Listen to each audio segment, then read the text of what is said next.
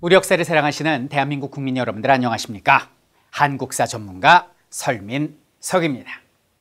이번에는 인천상륙작전이라는 영화로 여러분들을 찾아뵙게 됐습니다.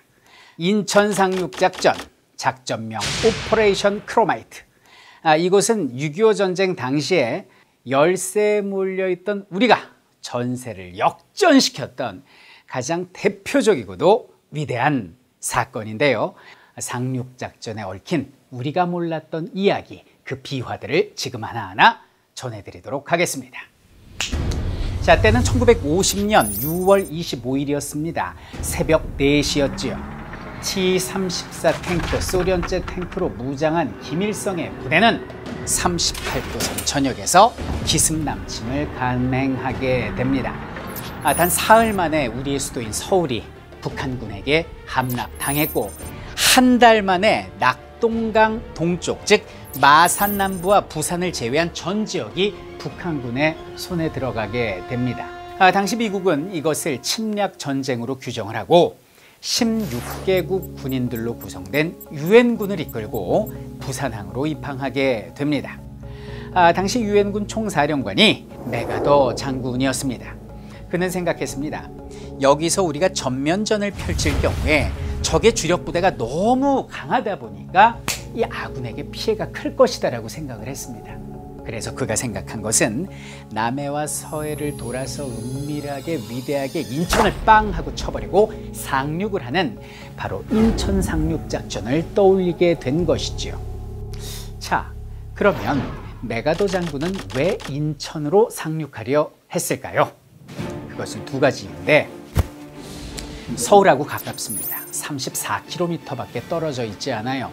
바로 서울을 수복하면 수도를 회복하는 것이니까 적의 주력 부대에게 심리적 타격감을 주게 됩니다. 자, 두 번째, 모든 길은 어디로 나 있습니까? 로마로? 아니, 서울입니다. 이 도로를 차단해버리면은 이들의 보급로를 끊어버리니까 식량과 탄약이 공급이 안 될 거 아닙니까? 너무 좋습니다. 그런데 당시 미국 합동참모본부와 미 해군에서는 반대 의견을 냅니다. 자, 왜 반대였느냐? 첫 번째는 뭐냐면 인천으로 들어가는 수로가 너무 좁습니다. 당시 유엔군의 함정이 261척에 7만 명을 태우고 있었는데요. 수로가 좁으면 신속하게 그 군함들이 이동할 수 없지 않습니까? 거기다가 북한군이 물에 떠있는 지뢰, 즉 기뢰라도 띄워놓으면 이건 속수무책으로 당할 수밖에 없다는 것이죠. 자, 두 번째는 엄청나게 큰 조수간만의 차이입니다. 우리나라 인천이 세계 5대 갯벌 안에 들어가요. 자, 무슨 얘기입니까? 쭉 바닷물이 들어왔을 때 밀물 때 신속하게 상륙을 해야 되는데 그 밀물 차 있는 시간이 2시간밖에 안 된다는 겁니다. 이때 북한군이 격렬하게 저항을 하면 상륙할 수 없고 점점 물이 빠져요. 그러면 약 4km나 되는 엄청난 갯벌이 눈앞에 펼쳐지게 되는데 그 질퍽질퍽한 땅에 어떻게 군인들과 물자를 내려놓을 수 있겠습니까? 이런 게 문제가 된 것이지요. Operation Chromite is the only way to victory. Operation Chromite. 5,000 to 1. That's the odds that you get on this one. This is the riskiest military operation that I've ever encountered. 5,000분의 1이었습니다. 정말 황당한 숫자였죠.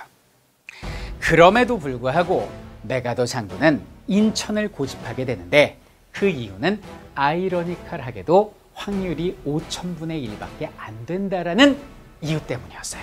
왜?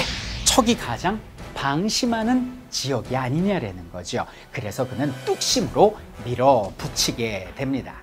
아예 날짜까지 잡아버려요. 밀물이 가장 많이 들어와서 인천 항구의 수심이 가장 깊을 때 날짜를 계산해 봤습니다. 9월 15일, 10월 11일, 그리고 11월 3일, 단 3일뿐이라는 것이지요. 그런데 10월이나 11월로 가면은 아무래도 지금 전략적으로도 다급하고 겨울이 가까워오기 때문에 기후적으로 좋지 않은 거예요. 그래서 9월 15일 은밀하게 진행하는 야심한 시간 밤 12시로 정한 겁니다. 상륙 작전 성공 시간은 단 2시간 뿐이었습니다. 자, 그러면 이 작전을 어떻게 성공시켜야 될까? 메가더는 두 가지의 미션을 던지게 됩니다. 첫 번째는 성동벽서, 손자병법에 나오는 내용이 되는데요. 동쪽에서 소리를 쳐서 적군의 시선을 쏠리게 한 다음에 적의 허점이 되면 서쪽을 쳐버린다는 것입니다. 자, 어떤 방법이 있겠습니까? 당시 메가도 장군은 마치 상륙할 것처럼 거짓 무전을 적에게 흘리게 되는데요.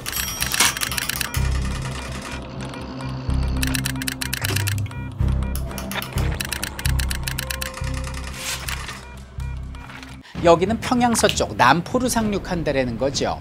혹은 해주로 상륙하네, 전라도 군산으로 상륙하네, 원산, 주문진, 울진 등 정신없게 만드는 거죠. 어디로 상륙할지 모르게 만들었다는 겁니다. 그리고 그것을 믿게 하기 위해서 격을 가하기도 합니다. 그리고 아예 병력을 상륙시키기까지도 하는데요. 그것이 바로 유명한 장사상륙 작전입니다. 이 적의 시선을 끌기 위한 페이크 상륙이 되겠는데요. 그래서 누가 상륙한지 아십니까? 772명의 우리나라의 중고등학생들이 뽑혀갑니다. 총을 쏘는 훈련도 약 보름밖에 받지 못한 10대 소년들이 차출돼서 문산호를 타고 인천 상륙작전 직전에 상륙을 하게 됩니다. This operation could entail many casualties.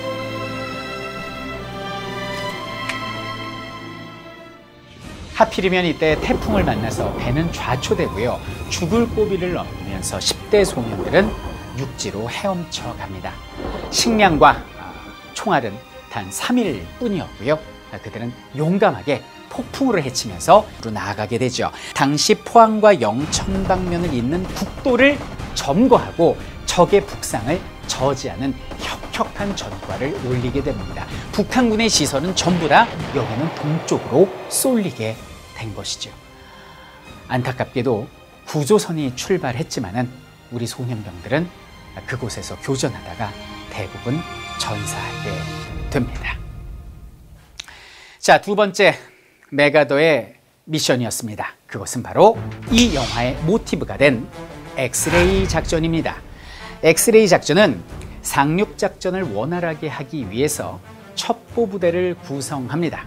이때 구성된 첩보부대가 해군 첩보부대가 되겠습니다. 우리 영화의 주인공인 이정재 씨가 맡은 장학수 대위가 여기는 해군 첩보부대의 리더로 출연하게 됩니다. 이 해군 첩보부대는 은밀히 인천 지역으로 잠입을 합니다. 그래서 지역 주민의 도움을 받아서 적의 해안포의 위치, 병력 규모, 그리고 수로에 배치되어 있는 기뢰의 위치와 제거의 임무를 성공적으로 수행을 하게 되지요. 이때 또 하나의 부대, 켈로 부대라고 있었습니다.